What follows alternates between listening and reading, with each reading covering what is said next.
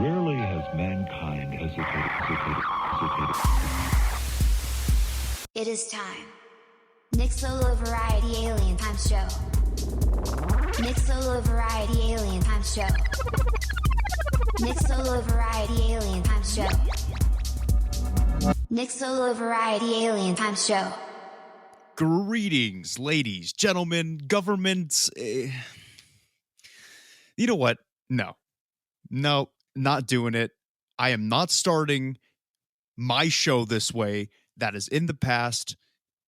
No, not doing it. This is my show now, okay, everybody? This is Nick, by the way. My show, E-rratic Samurai, back at it again, and back at it again alone. Okay, Close Encounters of the Podcast Kind is no more. I have gone solo, and I'm crossing my fingers that my solo career is more successful than JC's, right? When he left, or when NSYNC broke up. I'm hoping that my solo career is a little bit better than that. For those wondering what the hell's going on, Tasker and I had a bit of a falling out recently, okay? Now, you see, it's a couple things, but what it comes down to is he thought he was my boss, man. He thought he was the boss. As you guys have noticed in the last few episodes, he's always talking about, cutting jokes, and he's always talking about making sure I get the outline done on time. Right? He's always cutting my best jokes, always saying shit like, Nick, that's racist. Nick, you can't say that. Nick, you can't say that about women. It's not the 50s anymore. I'm cutting your joke. Well, guess what, guys? I'm the boss now. In fact, I'm my own boss, right? I make my hours. I record when I want. I do what I want on the outline now, and no more cutting questionable jokes, right? I can interview whoever I want, and I can talk about anything I want. So this is my show, and I had security, aka my dog Kiwi, kindly escort Tasker out of, the podcast after recording last episode faster than a sex session with me, so it only took about 20 seconds or so to get him off the podcast. Now, you know what else drove me to this point? It's been 65 episodes, okay? It's been 65 straight episodes of me trying to open up Tasker's soul, open up Tasker's third eye for his own benefit, might I add, right? I'm a bit of a saint. I'm a martyr in this situation. I'm not doing it out. I'm not getting anything out of it. Just trying to help him out. I tell him to drink lemon juice to decalcify his pineal gland. And does he? No. He tells me he does sometimes, but I doubt it. I tell him, stop taking showers, right? So the fluoride in the tap water stops seeping in through his many holes and calcifies his pineal gland further. And does he listen to me? No.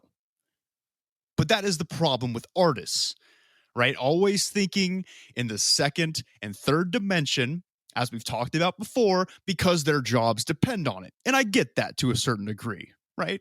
I get it. But at a certain point, I need change, right? I need a man who can change, Tasker. Anyway, welcome to the first episode of the Nick Solo Variety Alien Time Show. And yes, it does say Alien Time Show, but I can talk about whatever the fuck I want. Don't you censor me. Right? What are you, China? You can't censor me.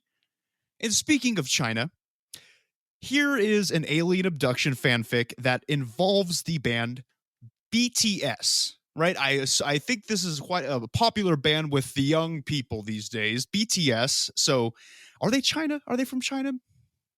I don't know. I don't really give a shit. No offense, guys. Look, I'm part Asian myself. I still have a hard time telling, to be honest with you. But speaking of China, here's a fanfic involving aliens and BTS. Thought you might enjoy it. Let's see what kind of gross things the internet has for us today. And the picture is fantastic, by the way. It's what I assume is all 7 members of BTS posing for a photo, but the alien iPhone emoji is over each one of their heads, so they all look alike, right? But that's assuming they didn't all look alike before. Okay, let's move on. Here's the introduction. This is by Cash 3 Money, written by Cash 3 Money. Only has 20 views, and I am probably 3 of them. So that's disgusting. Here's the introduction. The BTS members are chilling in the backyard until Kim Namjoon, RM, looks up in the sky and says, OMG, what is that? Then the rest of the members look up too and say, it's a UFO. Oh no. And Jungkook starts crying. The UFO gets closer and closer to them. And then it sucks all the members up into the UFO. Whoa, is what it says. Let's continue. Then two aliens come out and one of them says, OMG, we're big fans. We made a turkey for you guys. We knew you guys were gonna be here. OMG, what a coincidence. Jungkook stops crying when he hears the word turkey. Oh God. Then 7 robots come out of nowhere and they each grab a member and they sat them on chairs, right? And there's this photo. It looks like an IKEA dining room set photo for the internet. And it just has the members of BTS photoshopped onto said chairs. Then the other alien brings out a turkey and they all start eating, except Jimin. Is that how you say his name? Jimin. Jimin. I don't know, man. Let's continue this. Oh, the title of this chapter is Jimin Finds Something Bad. Jimin walks out the room without anyone looking and finds a book on the table. He looks at the book and it says, How to Cook Humans. Uh-oh. It says he twice. So I will be doing the grammar and spelling issues in these fanfics because you guys know that they're chock full of this bullshit. He gets shooked. Oh, Jesus Christ. And runs back to the rest of the members and shows them the book.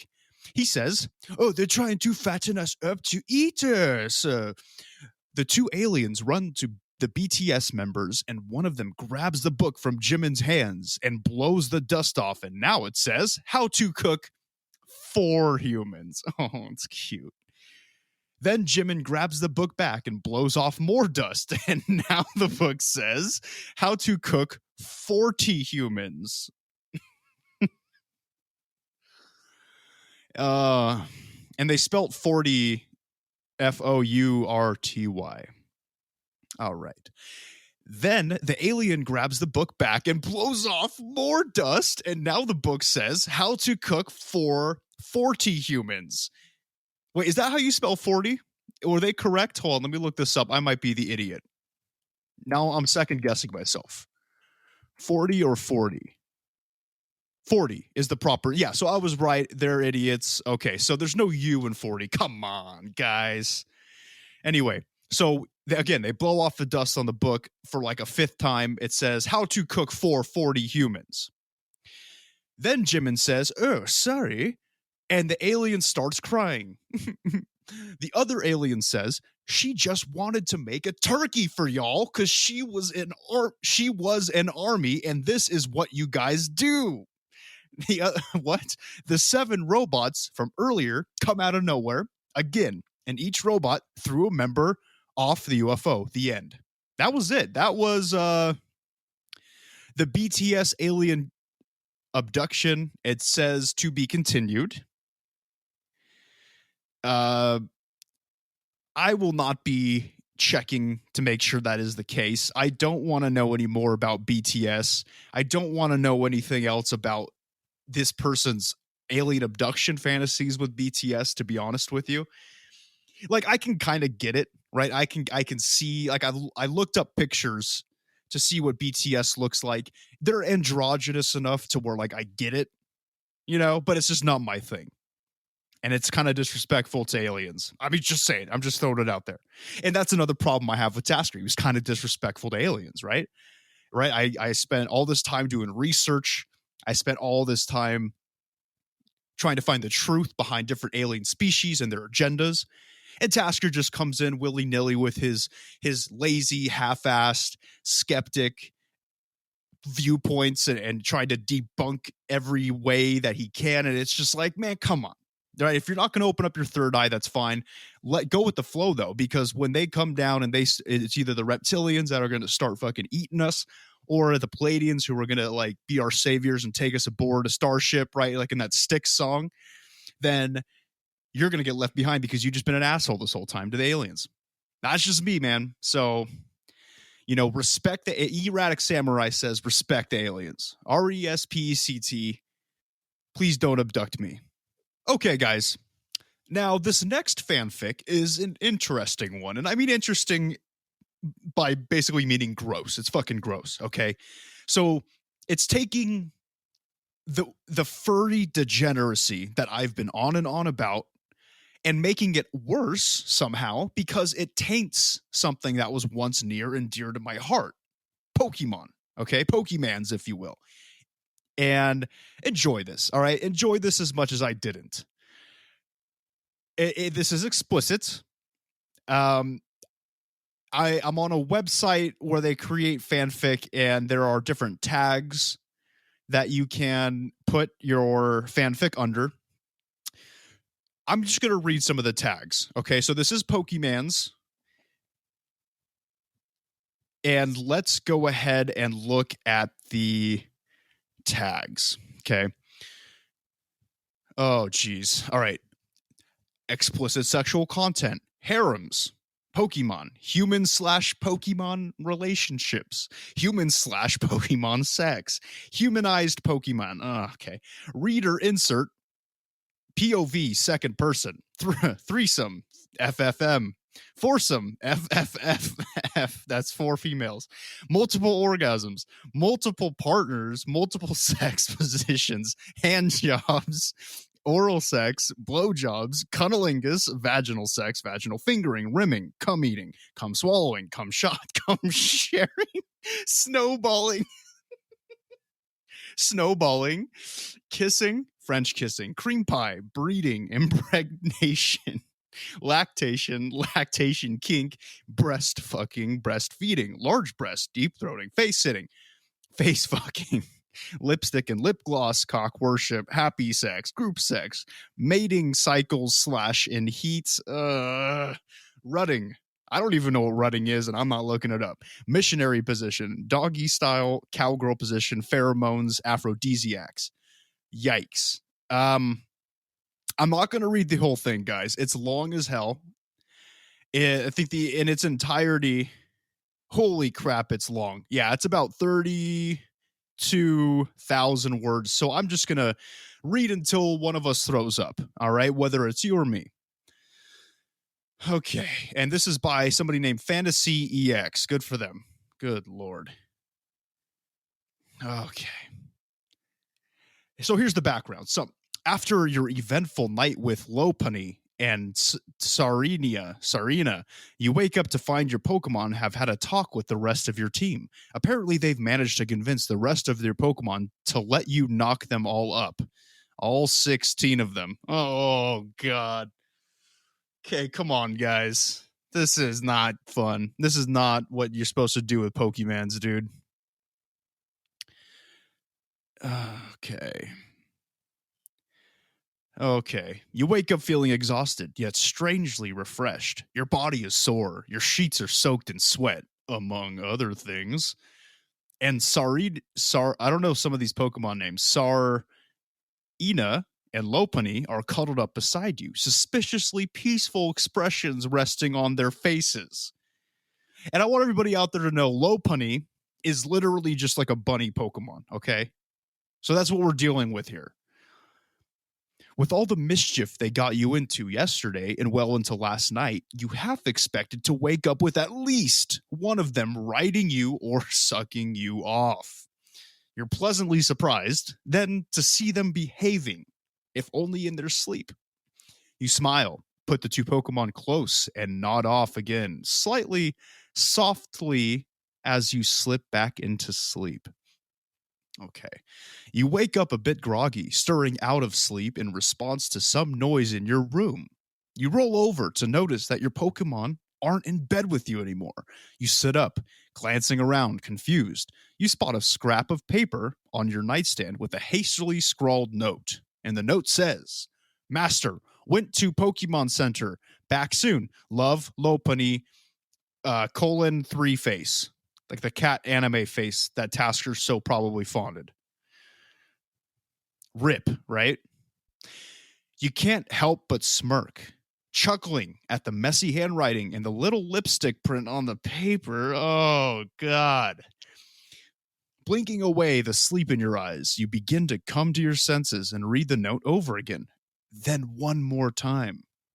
What are those two doing at the Pokemon Center? You scratch your head, racking your brain for reasons as to why Sarita and Lopunny might have made such an early trip into town. You don't have to wonder for very long, though. A loud thud of your front door closing, followed quickly by giddy giggles and a high-pitched voice calling out for you, signals the answer is on its way. Master, Lopunny calls, we're back. And we found a surprise for you, Sarina adds, poking her head into your door. Oh, boy. The busty, grass type smirks at you, her lips curled smugly as she runs her gaze up and down your body. She's carrying a heavy-looking bag, which she hefts in front of her to give you a good look at the lumpy bundle. Okay, I hope you're all rested up, Master, Sarina giggles. You're going to need all the energy you can spare today. She hoists the bag, and immediately you hear the telltale clack of Pokeballs clattering around inside. You tilt your head at her, your lips parting as you try to stammer out the beginnings of your question. How could these two have possibly withdrawn so many of your Pokemon? Certainly, Nurse Joy wouldn't have let them under normal circumstances. They were clearly up to something, but what that something was, you just aren't sure of yet. I bet you're wondering what we're doing with all your Pokemon, Lopunny squeals, bouncing into your room. Aren't you, Master? You nod. Yeah, you mutter. I really am. Serena steps forward and sets the bag down on your bed, letting it tip over. Somewhere over a dozen Pokeballs spill out, tumbling onto the bed and rolling into a big heap. Now you're even more curious. You pick one of the spheres up and click the button on it. The Pokeball grows to its full size, and you open it up. In a bright white flash of light, the Pokemon housed inside is freed and materializes beside your bed. What are you wearing? You manage to ask before your jaw drops. Oh no. You've always known Gothitelle, I don't know how to say this one either. Gothitelle, to dress rather conservatively. But right now, the black-haired Pokemon's outfit would barely pass for clothes in your opinion. Her dress is nowhere to be found, and in its place, a skimpy, revealing skirt hugs her slim waist. Form-fitting, black netting clings tightly to her chest underneath what would be best described as an impractically small, white, lacy apron. Her slender thighs are snugly wrapped in fishnet stockings, and she's wearing a pair of black high-heeled shoes. A rosy blush settles on her pale skin as she emerges from her Pokeball, and she reaches up to toy with her drill-shaped twin tails, twirling her fingers around the tips as she eyes you with all too familiar look in her violet eyes. Hello, Master, Gothitelle greets, courtesyingly polite. Don't you like my outfit? I picked it out just for you. You can't help but notice the distinct lack of panties beneath her too short skirt.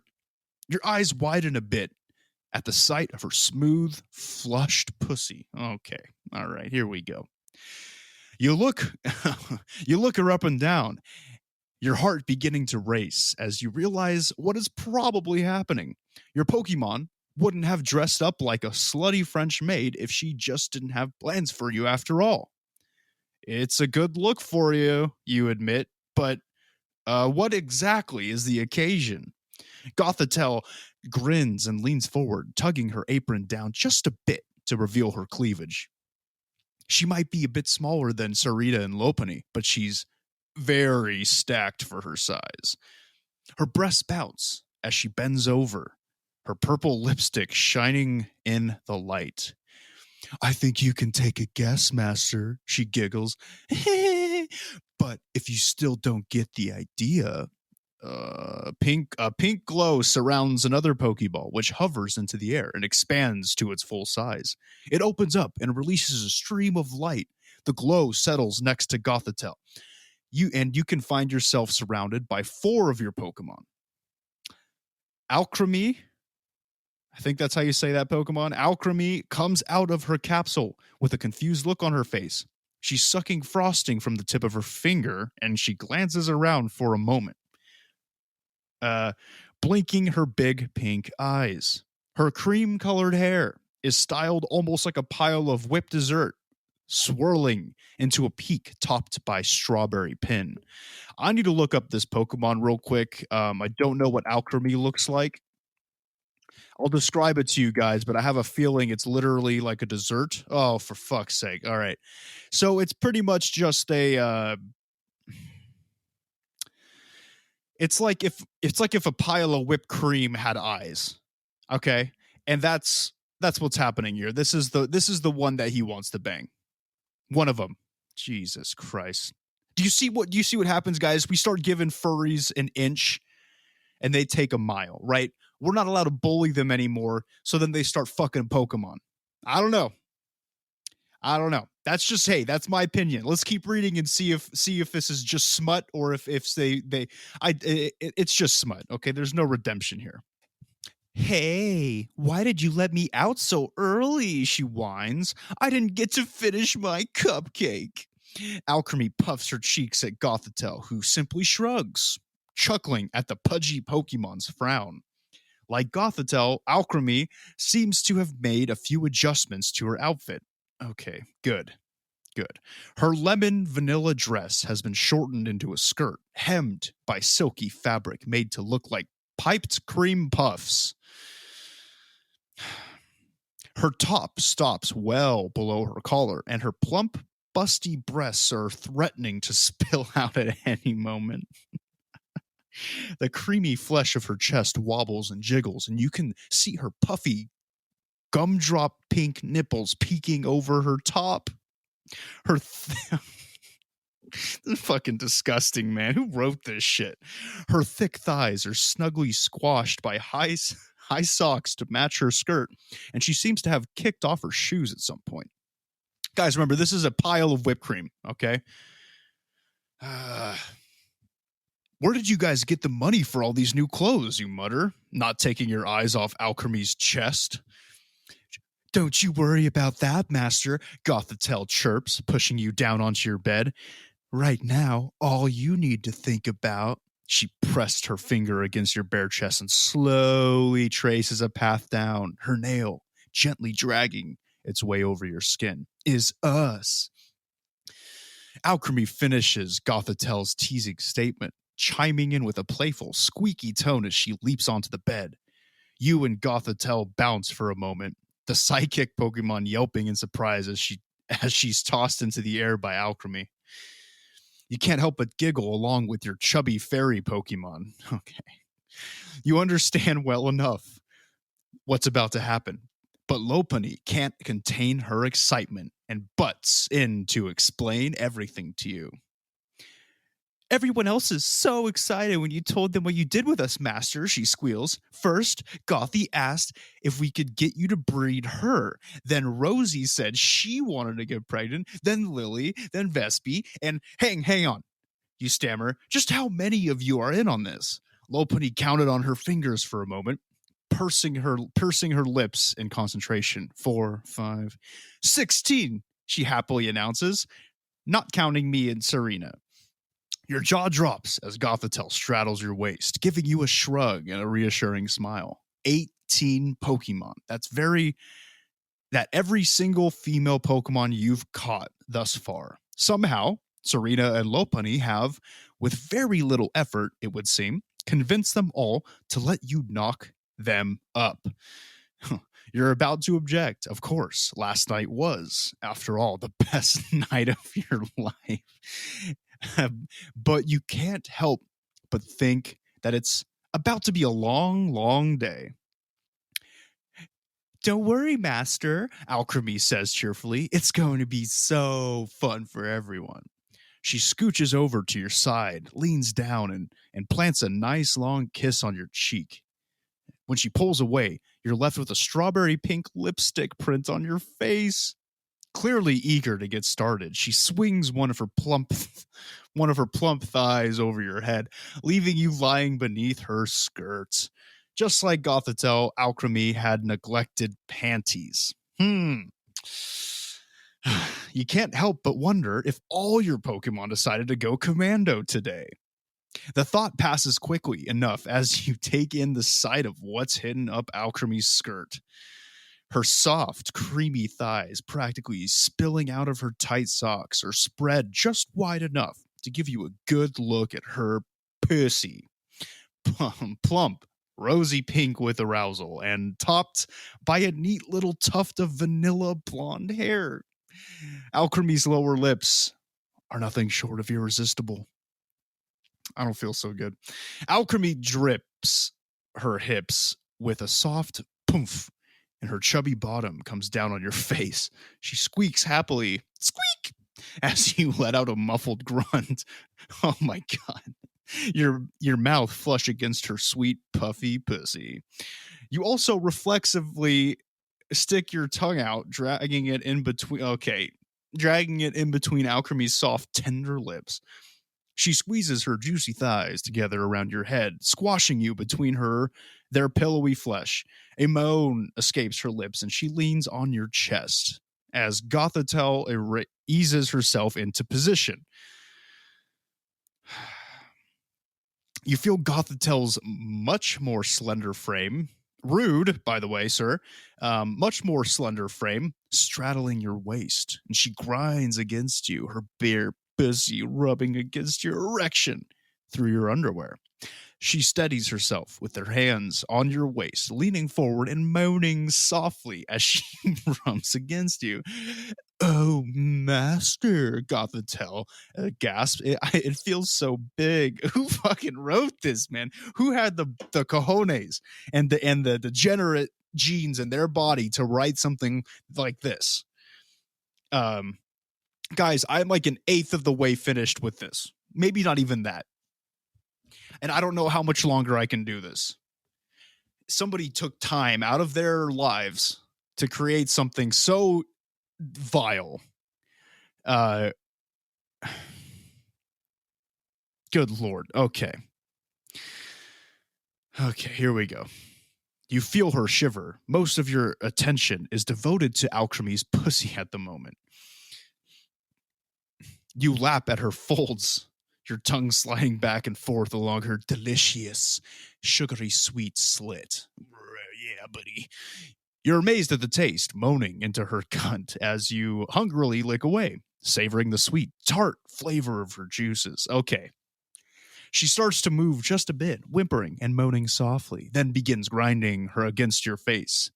Her wetness dripping freely into your mouth and running down your chin.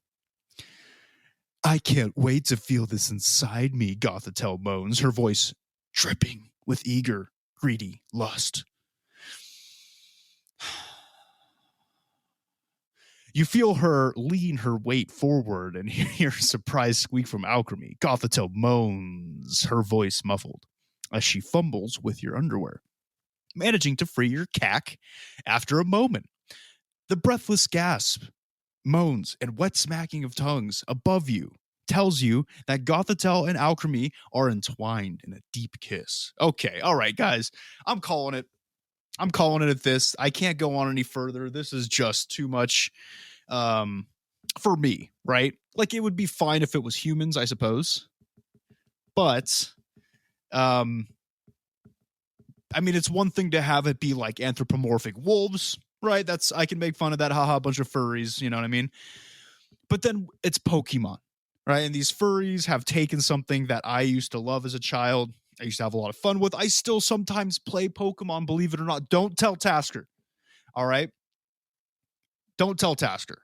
But I sometimes still play Pokemon. I know it's technically an anime, right?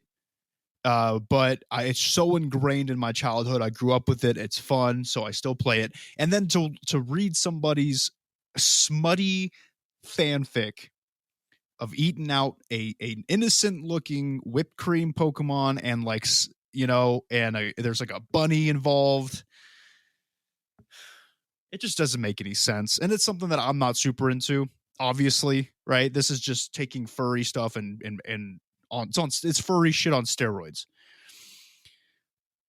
Like, let me jump about half. Okay, that wasn't probably not even an eighth of the way. Let me scroll all the way down. I'm going to go down to about halfway. I'm just going to read one more excerpt and show you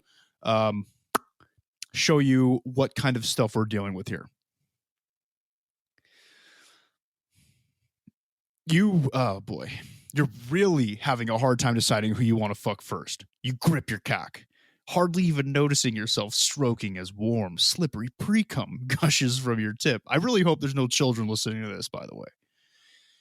Your Pokemon gasp at the sight, as if appalled that you would even consider masturbating when they're offering their bodies. You can't help it, though. You're just too damn turned on by whatever it is filling the air. With that, you feel like you'll explode if you can't come. God, listen to this shit. Listen to this smut that this person created, guys. And they put a lot of time into this. It's a long ass. Oh boy. All right. So let's stop talking about this. I feel sick. I almost threw up. Hopefully one of you guys threw up already so I can officially end this. If I can end this Pokemon nightmare that I found myself in. Now, I do want to read one more fanfic to you guys. But this is a respectable, tasteful fanfic. This is how fanfic should be done, okay? I think. It's a romance, I think. But it's not smutty, okay? And it's not furry shit for the kind. Well, I don't know. I'll let you guys be the judge of that. But it's not smutty, right? Nobody's coming inside a Pokemon and nobody's like abducting BTS and out of some weird fetish they have, and nobody's like having sex and yiffing. Nobody's yiffing, right? So this one's called Monster X Reader, which basically means, you put yourself in the shoes of the reader and you're dealing with a monster. And under the title, it says, if the Shape of Water can do it, so can I, bitch. And I respect that, because The Shape of Water was a weird ass movie. This is written by Sucker Punch My Guts. Good name. All right, so let's go ahead and begin reading. So this one is Mothman and the Reader Part 1. You and a friend decided to use your gap year to find the Mothman in West Virginia instead of backpacking through Europe or doing work for charities. Right, tell me about it. Who wants to work for charities? You're always fascinated by the stories and the legend of the Mothman, and decided that it would be fun and exciting for you to see if the legend was true or not. You had to beg and plead a lot to get your friend to join you on your journey, packing all the essentials, snacks, and more snacks, and your best friend. Best friend, BF/N. I don't know what this Zoomer shit is. It says BF/N. I think it's supposed to be somebody's name. It's a boyfriend. I don't know. I'm just going to call the other person John. All right. And your best friend, John, hopped in your shitty van and started on a pretty stupid but interesting road trip to find your husband. Husband? What is that, a husband? You know, marry Mothman? Maybe I didn't read this very well the first time. We'll see. You saw many different national landmarks on the way to West Virginia. It made you happy to see that John was having fun as well. And you guys took many pictures of the different Ripley's Believe It or Not attractions on the way as well. Your personal favorite was how many shrunken heads you could count in each attraction. And that was the supposed werewolf skull that the owner was oh so proud of. Very cool. Werewolf skull, huh? Once you made it to Point Pleasance, you found your friend began to interview some eager townsfolk about the Mothman and the supposed sightings. You approached an old, crotchety man and began to ask him questions about the various sightings. The Mothman, eh?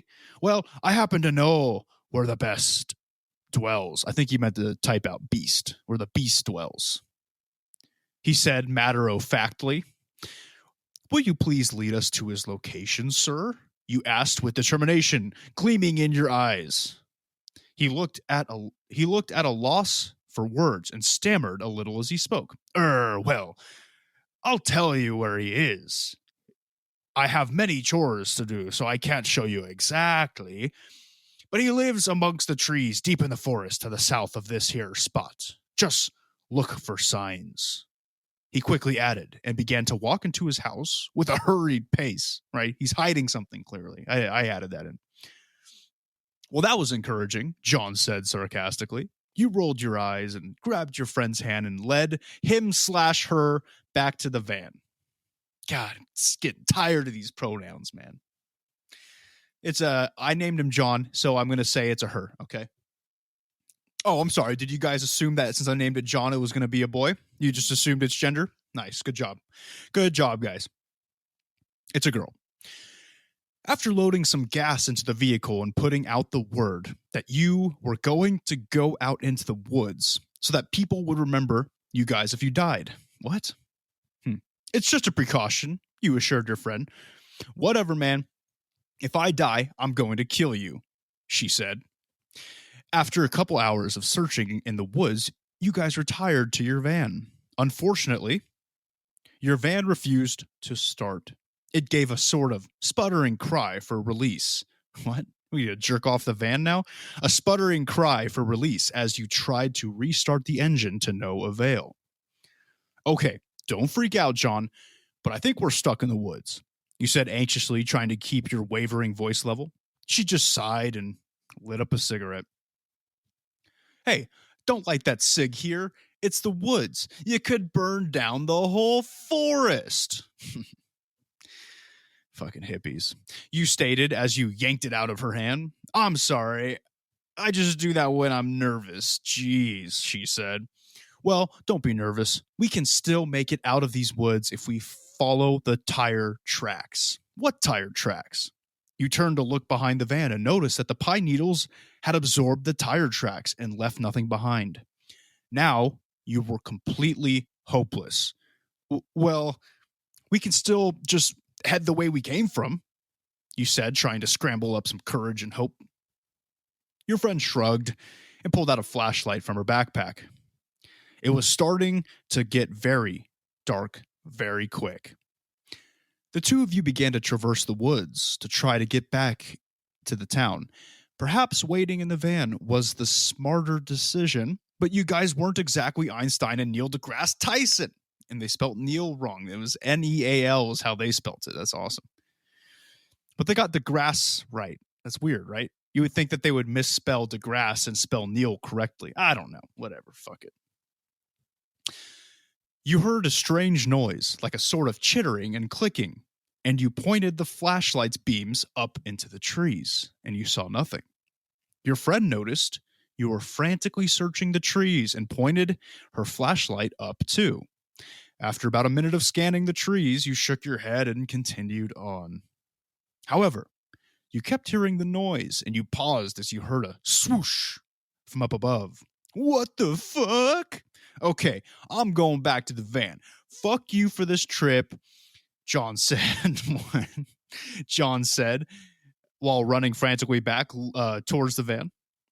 Wait, don't leave me, you said. You felt a whoosh of cold air behind you as a massive figure landed behind you. You felt paralyzed, but you managed to turn around, and what you saw horrified you. Seeing the mythical creature before you in person made you feel faint and weak. He was tall, towered over you. His face was definitely moth-like, and he had massive red orbs for eyes. His feathered wings spread out behind him. His antennae, spelled it weird, twitched at you. He cocked his head and looked at you, slightly cooing. Coo, coo. You blacked out and fainted. The last thing you saw was him swooping towards you to catch you with his clawed hands. Let's continue. That was the first chapter. Oh, this is only 2 parts. Okay. Waking up in a chilly cave in the heart of the West Virginian woods, you heard the sounds of scuffling, scuffle, scuffle, scuffle, scuffle, scuffle, as the Mothman waddled over to you on his massive bird-like feet. He cooed and snuggled close to you to keep you warm. Coo, coo. You felt your heart skip a beat because out of fear.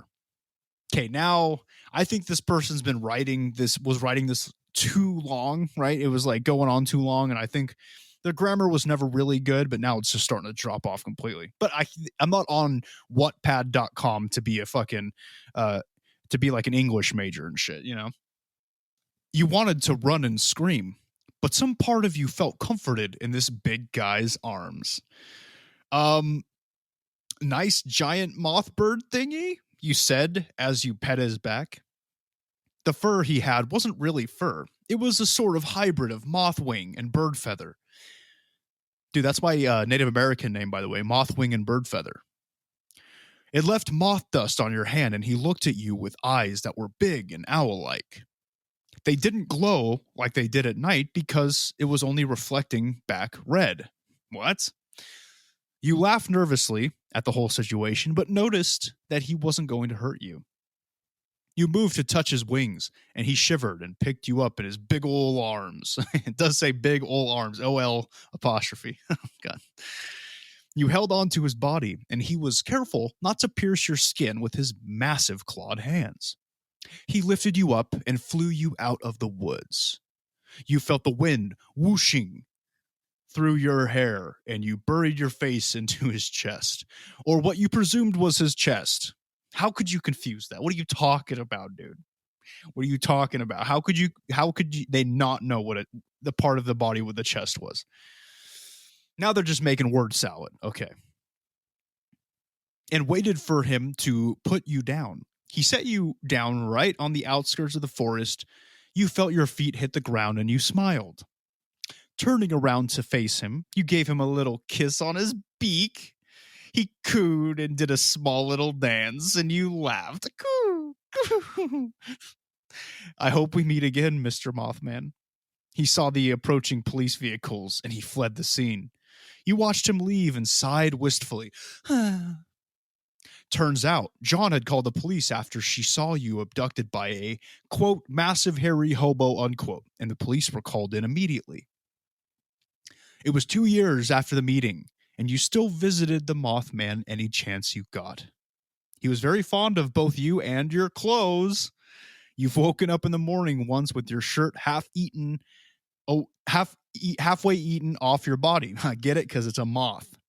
That's racist, dude. Not all moths eat clothes, all right? Jeez. Racist, dog. It's 2021. Come on. Eventually, you couldn't visit him anymore without seeming suspicious. So you just decided to fake your death and live with him. Seemed logical at the end. Nice. Okay, let's break this story down. Yes, it's taking Mothman and putting him into this like romance, this misunderstood monster romance position, right? And yes, at the end there it was kind of implied that whoever the main character was spends the night and they probably fuck, right? And wakes up, clothes is eaten, you know? But the difference between this story and the other stories I've read to you guys on occasion, including this episode, is they didn't go into detail, right? They didn't kiss and tell. Because to be frank with you guys, this is how like this is how a fanfic should be written, right? Somewhat tastefully. The grammar still sucks, but nobody's coming anywhere. There's no cum, right? There's no like animals getting cummed in or come on, and there's no it's just it's like, hey, they're in love, okay? And yeah, sometimes they spend the night together, but they're in love. All right. And it's a beautiful, blossoming relationship between monster and unnamed reader. What's better than that? Right? No, I'm not saying I'd be into it. I'm not saying I would go and start up a relationship with Mothman. But I'm saying if this is the lesser of the evils when it comes to fanfic. Okay. So I hope you guys learned something. I made it all the way through without throwing up. So I think that's a good sign. Right? So hopefully you did too. Hopefully you got all your vomit out on the last one. The Pokemon one, because that was just degeneracy embodied. All right, so that's enough for fanfics. What I thought we could do for this next segment is, your boy, E-rratic Samurai, is hopefully, and I put this on the Discord, back when it was Close Encounters of the Podcast kind, right?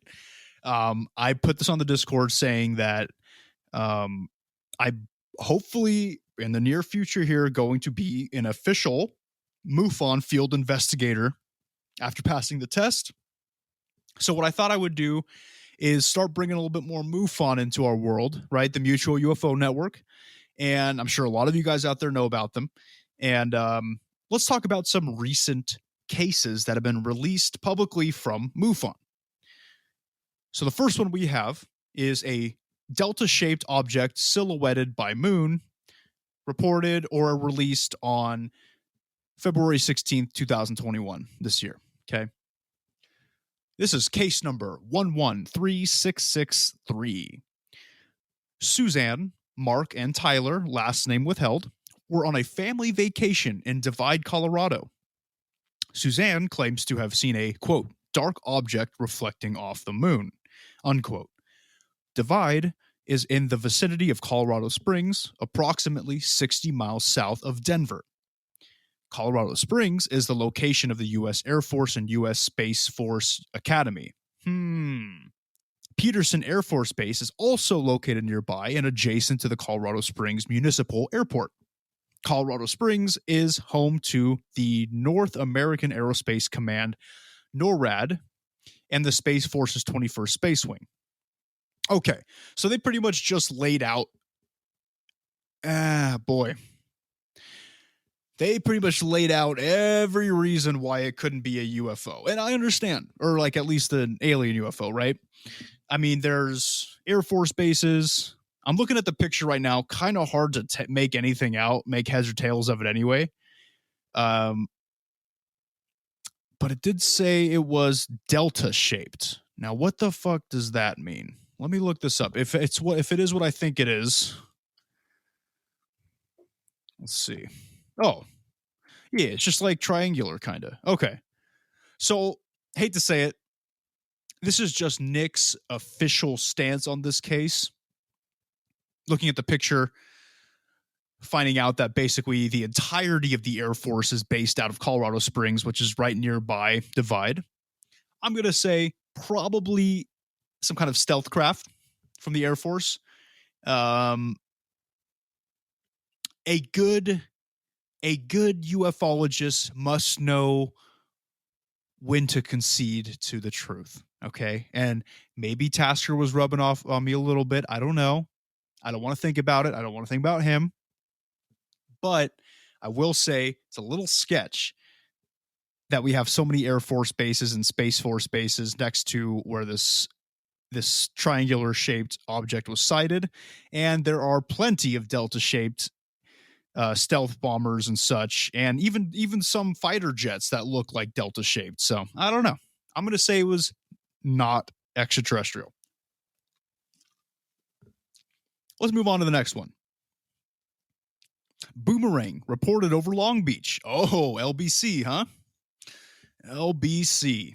So this one was released February 11th, 2021.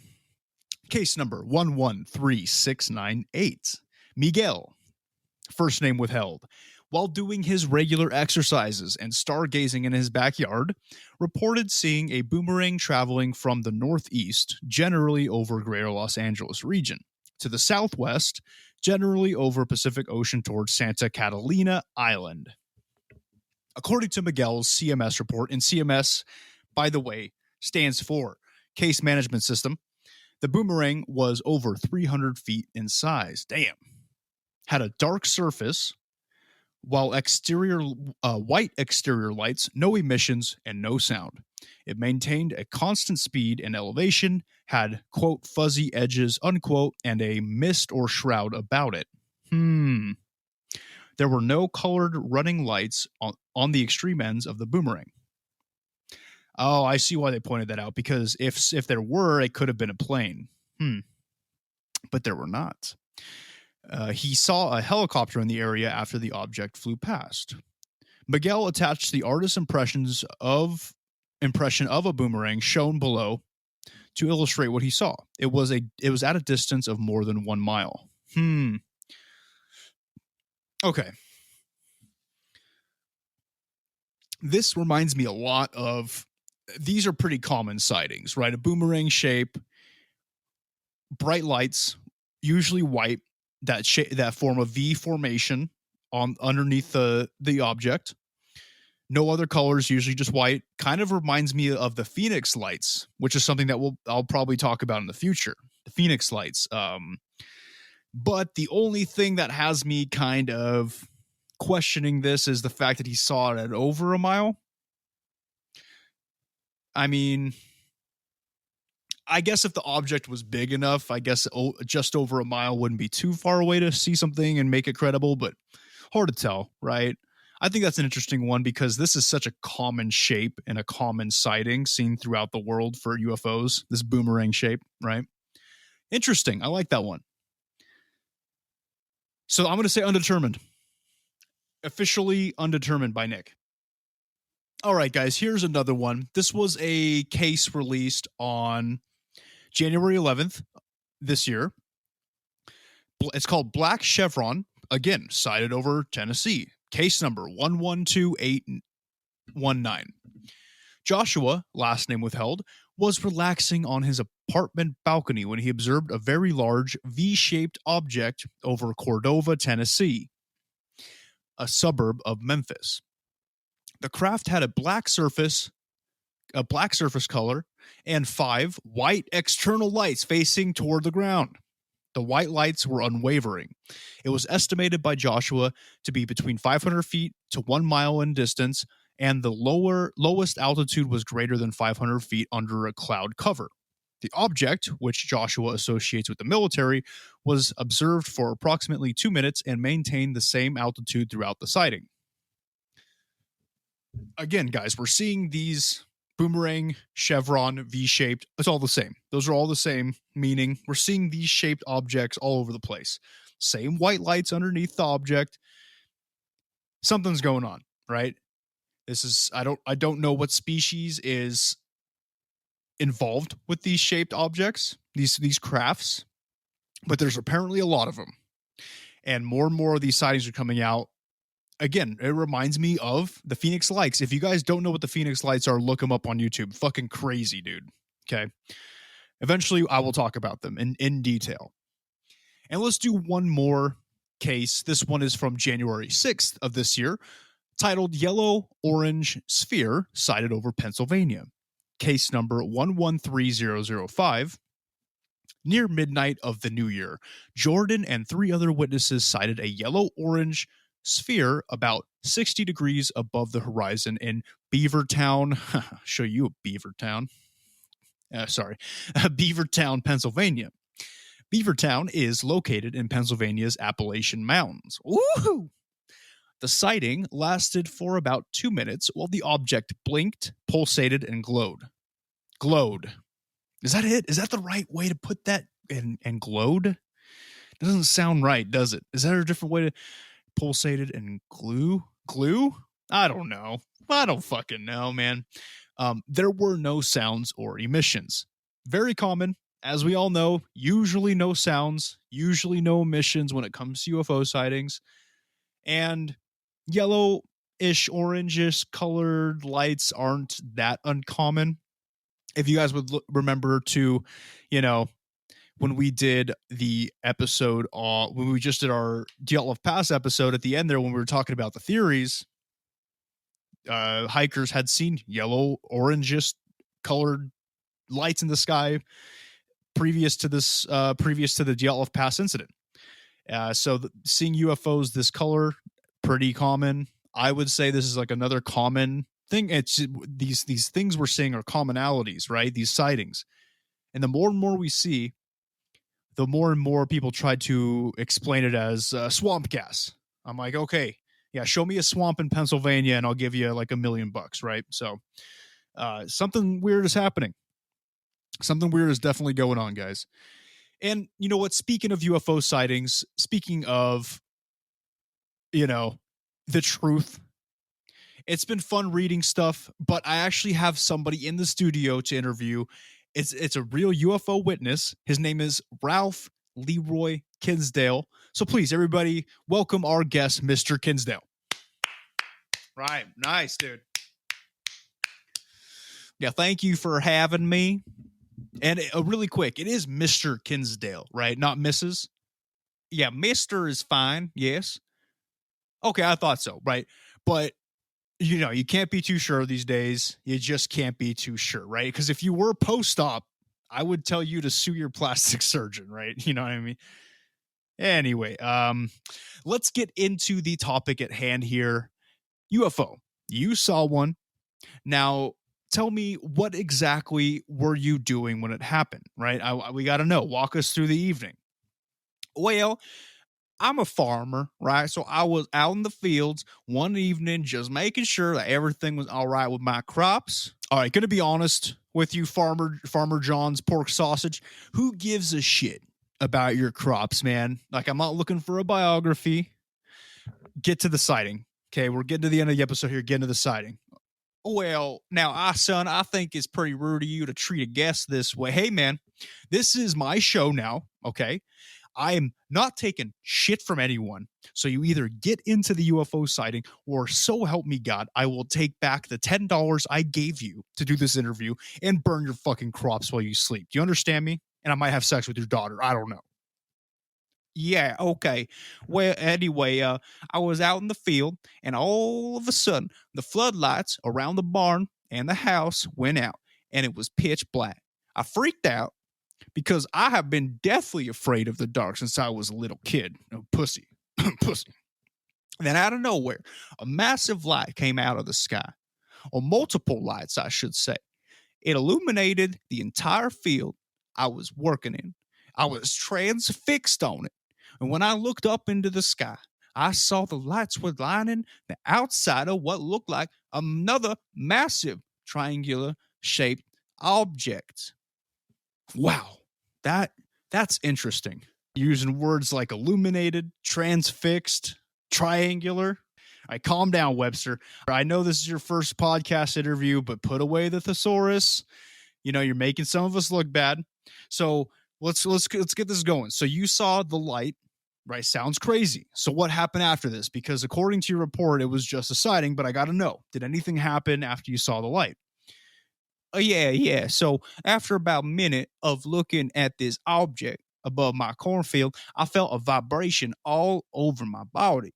Now, it started off very faint, like when your leg loses circulation and it starts to lose feeling. Then it gradually became stronger and covered my entire body, right? I honestly thought I was dying.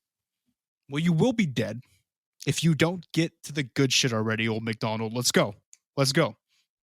You are a sour young man. You know that? Well, anyway, when the vibration sensation reached its peak, right, I believe I lost consciousness because the next thing I remember is being on the spaceship I saw in the field. I was strapped to a metal table. I laid there thinking it was over for me, right? I have been laying there for over an hour. Now, eventually, two weird beings came in the room.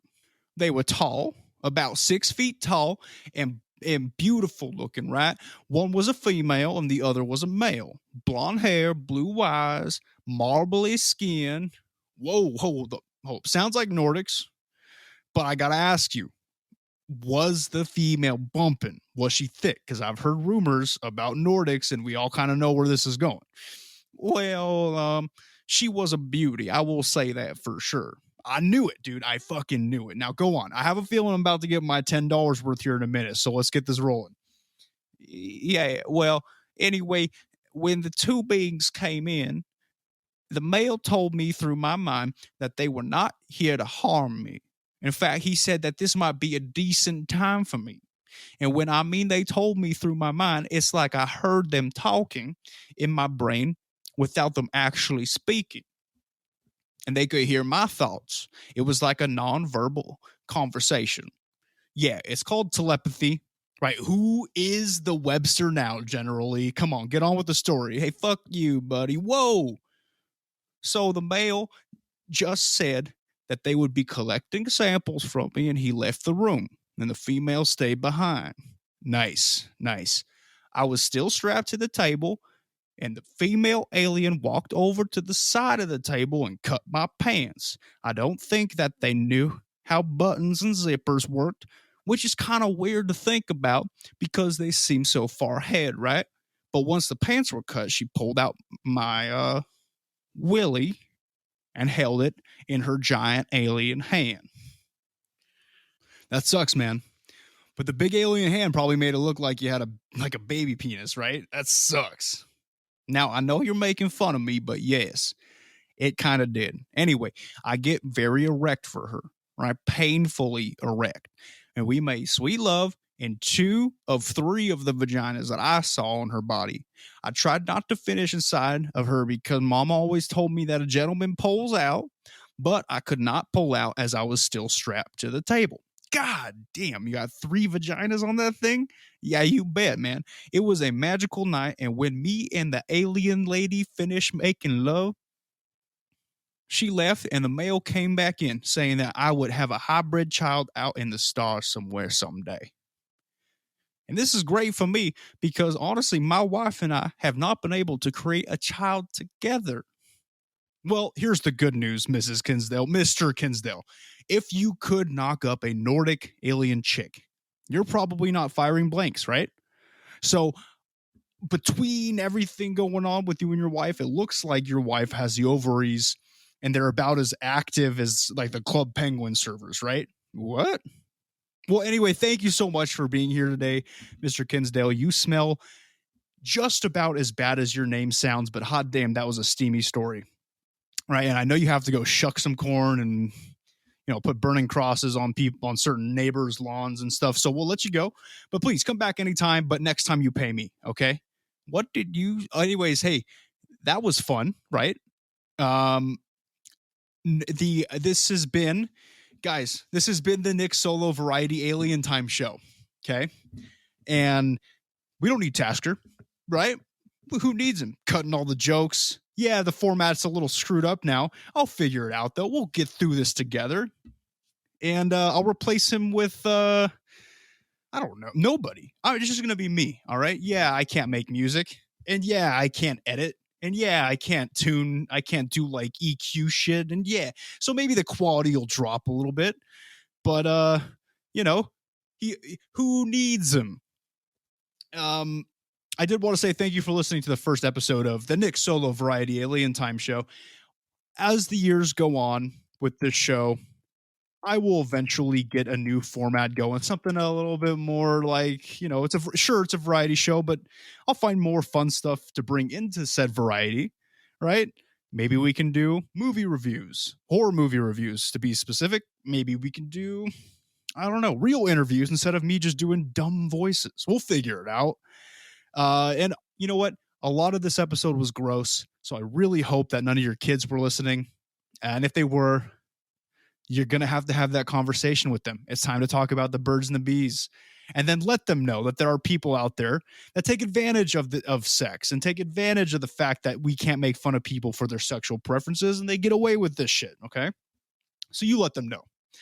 Anyway, guys, Count Chocula, still in the works. I'm still going to nail that shit. I'm going to be doing it. Yeah, half my work is gone now because I kicked Tasker's artistic ass out. But hey, I still got half the work. I can get the other half done again, and I can continue on. We'll get that episode out for Count Chocula.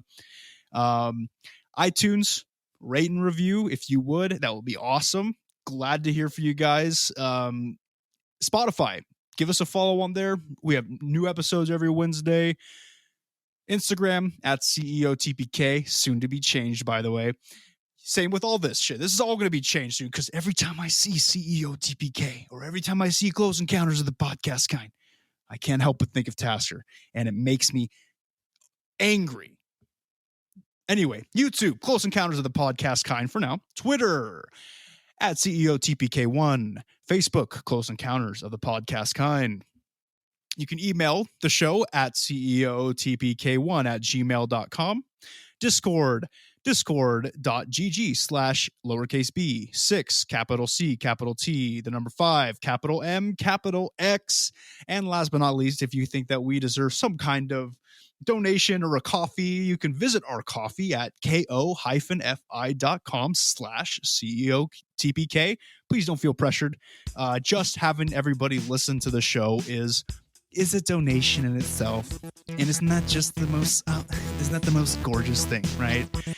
I'm not asking for money, right? Because I'm a martyr. I just like hearing you guys on our Discord. So join our Discord and chat with us. That's a gift in itself. Okay. Anyway, it's been fun. I think this has been the Nick Solo Variety Alien Time Show, and hope to hear from you guys soon. And remember, if you guys have pictures of me and Tasker out there somehow, burn the pictures of Tasker. Burn them, burn them, burn them. I'll think of a new ending for the show. We can't do the whole "the truth is out there, no it's not" thing anymore. It doesn't work. So for now, I'm just gonna say furries suck. But what was that? Okay, Tasker, let's cut this part. I fucked it up.